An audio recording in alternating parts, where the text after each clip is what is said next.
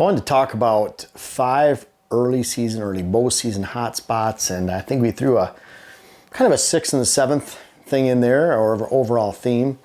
But these are 100% guaranteed, folks. Okay, nothing is guaranteed in the whitetail world. Let's say they're 80%, or Dylan, like 70 maybe? 60% of the time, it works every time. Yeah, 60% of the time it works every time. I like that. So we'll go with that. But bottom line is, these are really good hotspots, and these hotspots would change from October to, especially during the rut, late season. You know, it's interesting, a lot of late season hotspots that I like to hunt are also early season hotspots. And you know, there's a lot of times an overall link to food. Water is really important during December if it's still unfrozen.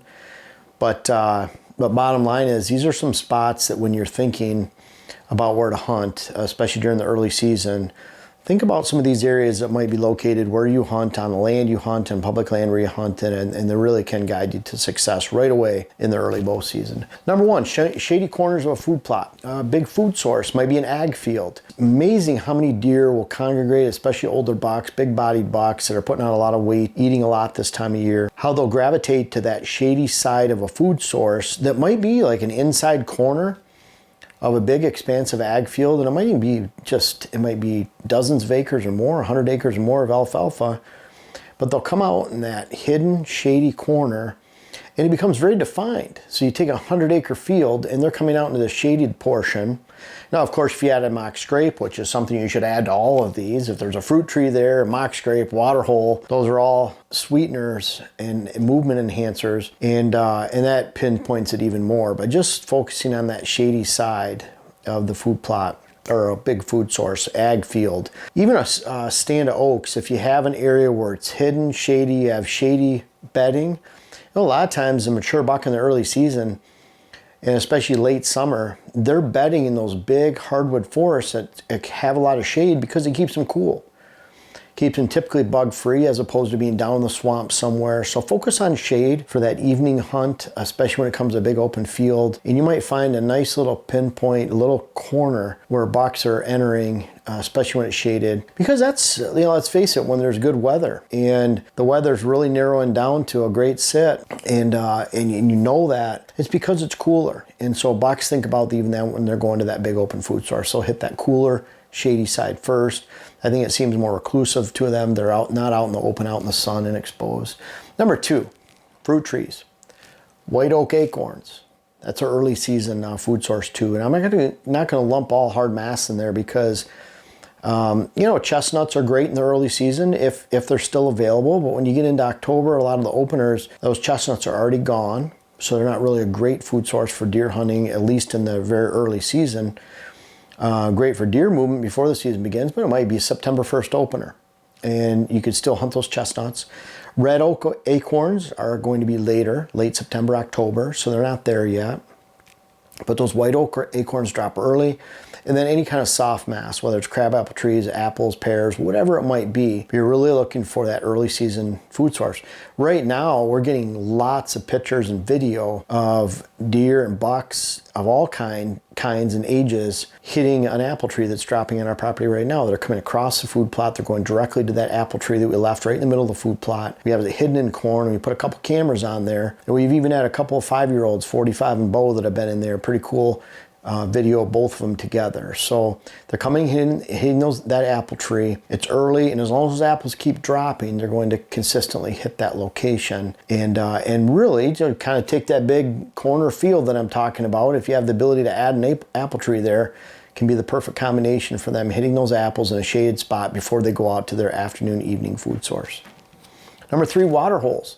Water holes are outstanding because we're putting water holes back in the woods. They're in shaded locations. I do not want a water hole on the food source because those are 2 attractions. I don't want to put that water hole right on top of the food source. Now, I do put a mock scrape at every stand location. So it's kind of an attraction, but that's more of a movement definer where they're coming in, they're hitting that mock scrape, and then they're traveling through. It helps you pinpoint exactly where they're going to move for a bow shot, typically when they come through the area. But a water hole is a strong attraction. I don't want to add that on another strong attraction. So those are 2 separate stand locations. Back in the woods, shaded so it doesn't evaporate, and usually fairly hidden. A lot of times those water holes are not directly in a bedding area because then we don't want to go fill them. They're not in the food source, they're in between.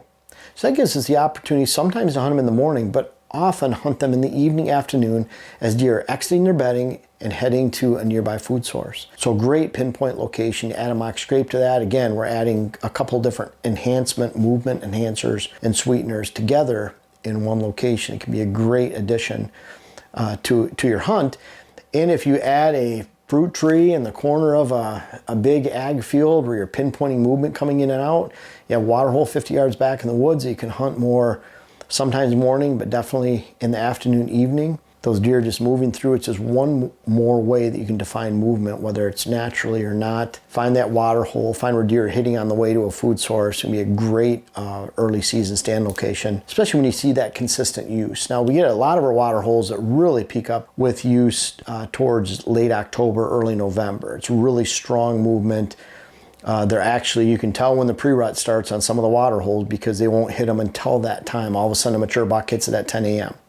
We have a water hole we're watching right now with one of our trail cameras, and it's cell cam, and it'll go off when deer are hitting it, and we're finding just none of the mature bucks are there, but we're probably about a month away to a month and a half away from where we really start getting a lot of consistent activity more towards early to mid-October for them using it. But water holes are a great spot, whether it's natural or man-made. We use 300-gallon tanks, 150-gallon tanks. I love that larger size. I would advise you, if you're taking the time and effort, I wouldn't put a 60-gallon tank somewhere 50 because they can just run out too fast. Once they run out and deer hit it a few times and know it's not there, it takes a couple weeks for them to reestablish their pattern of use. I have people all the time say, well, it's real rocky in the area and I want to put a 100-gallon tank in or 150. I can't dig it in. Well, I encourage you to dig it in as far as you can. And you can add a log on one side of a rock, make it look a little bit more natural for deer coming into it. But at some point, better having one a little above the ground if there's rocks in the area than one not at all, or going to a smaller one. Sometimes they can disappear so fast, depending on the year, that they're not much use in that location. Small hunting plot. What is a true hunting plot? A true hunting plot allows you to look at a movement, just a window of movement, of movement, meaning that they're hitting that small hunting plot for 15-10 minutes and they're moving on to a larger food source in the evening, not the food source itself. So if your little hunting plot is the only end-all be-all for the food source in the area and deer are going to sit there till an hour after dark, if it has enough food at that time, which it usually does in the early season, then you can't get in and out without spooking deer. You want this to be just a glimpse of movement on the way to something else. You want to be able to get in and out without spooking deer. You want to be able to go in and out without going through bedding areas, because you want to get in on 3 o'clock, 3 hours before dark, whatever it might be, and then watch that movement go through. So a true hunting plot can be a great spot, especially in the early season. You'll see when it's down to the dirt, the late season, there's not much movement around it because that was anchoring some movement there and then coming through. But when the food's all gone, a lot of times the movement dries up in that location. So that makes early season a great spot for a little hunting plot. And of course, evening funnels.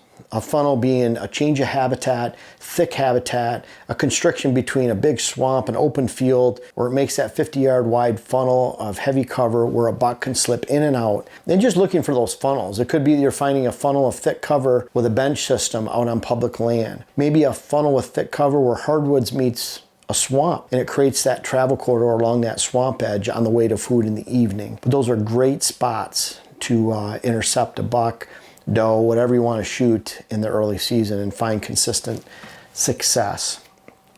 Always consider that any one of these movements, you've already pinpointed the movement, you already have good deer movement, you have good deer sign. When you had good weather, the algorithm that I helped develop that's in HuntCast for the HuntWise app, the link is in the description. But when you have those good weather elements, meaning big fronts going through, colder weather on the backside, diminishing winds, doesn't mean there's no wind, it just means they've diminished. Conditions have diminished, meaning you don't have hard rain, thunder, lightning, hail. There's been a calming after a storm. The backside of that, great time to hunt that first day, maybe the second day too. When you have those conditions, those perfect weather conditions, it just magnifies each one of these movements. You take these movements right here and you throw them on steroids with good weather. And that's why I only hunt those times, because I want to save these times and make sure that they're set up for me, meaning the opportunity is great to go in on unsuspected deer and have a great hunt. And that brings up number 7 for a Dylanism. Popping in. So Dylanism of the day. Coming in. This is one that Dylan and I discussed a little bit, but you never know what Dylan's going to say, so have at That's it. nice. Dylan. I get to edit it, so like if I mess up, I'll just cut this all out. But Oh, that's true. You should see how many times I mess up and he takes it out. It's you really, never know. Yeah. You never know. But actually, so I thought of another one. Where you wanted me to talk a little bit about pressure, and I think that that's an important thing to think about this time of year. Obviously, you want to have your food sources as unpressured as possible. It's never more important, I think, than right now to establish this going into the season. But I think it relates to your bedding areas as well. Obviously, you don't want to be blowing through bedding areas, that kind of stuff, to get to your spots, especially in the afternoons. But I like to think about this pressure thing and think about the pressure that's not only applied to your parcel, but all around you. And so let's say you can't get in, you can't hunt opening weekend, you got to go to a baseball game, soccer game, whatever, and then you get to go that next week. Well, think about all the pressure that's then been applied to your neighbors' food plots, their ag fields and stuff like that, where this consistent movement has been happening up until the season begins. Your neighbors go in, they don't hunt smart, maybe they don't think about the wind like you do, and next thing you know, your food plots are that attractive, really good thing to go focus on that next weekend. So sometimes holding off and keeping those spots as sanctified as possible, I think, will really help. Another thing that I wanted to mention is, the spots to hunt are great, but the spots at this time of year are changing, and that's something that we're probably going to do videos on here as the whitetail shift takes place. Mm-hmm. But, spots that you have been watching for several weeks this time of year that have been really good, whether they're pressured and they're changed, or the farmer comes in and cuts a hayfield, or those beans start to brown, those spots can change really quickly this time of year, I think. So I think, watching your food plots, watching your trail cameras and saying, hey, you know what, this buck that was living a half a mile away on this field all summer with this bachelor group, I just got a picture of him hitting this mock scrape by my food plot. Maybe in the next couple days he daylights on that food plot because he's shifted into your area, and next thing you know, he's on your property, not only for right now in this early season, but maybe going towards the rut and beyond. Yeah, that brings up a good point too. You've scouted all summer. You only get opening day or that first week to hunt that pattern. Right. Because as soon as there's just a little bit of hunting pressure applied, it's gone. And you can be on the receiving end, or it's just gone because you've identified an early season pattern and you haven't taken the opportunity to get on it while the getting's good. So, absolutely. All right, I'll pop out. You close her out. Thanks with the Dylanism.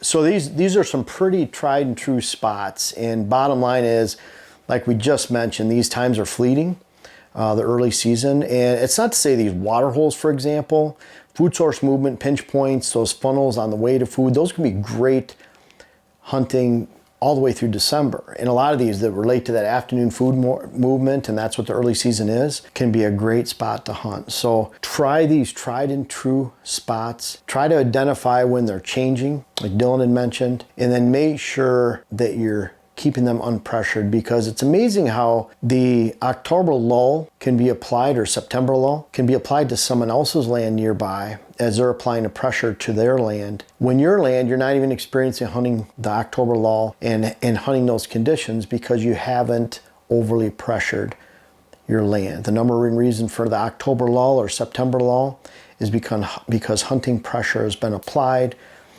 The number one reason for food plot use drying up during that time period, the second week, third week, fourth week of the season, is not because hard mass is falling, there's apple trees in the woods, lots of acorns dropping.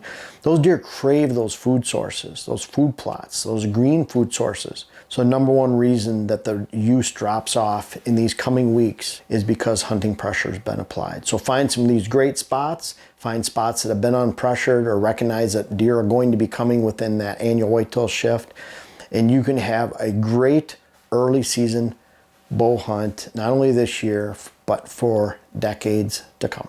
Folks, I want to make sure you check out my web class video series, whether it's how to design your food plot program or how to design your property in general. And we have a new one coming out that'll be how to hunt the rut. But these bucks back here are a testament. Some of these bucks go back to 93. They're even in different states. I urge you to check out those web classes that you can help yourself, help your land, help your hunt. The link is in the description. And also for those that have tried them out, I encourage you to offer some feedback in the comments below. Thank you.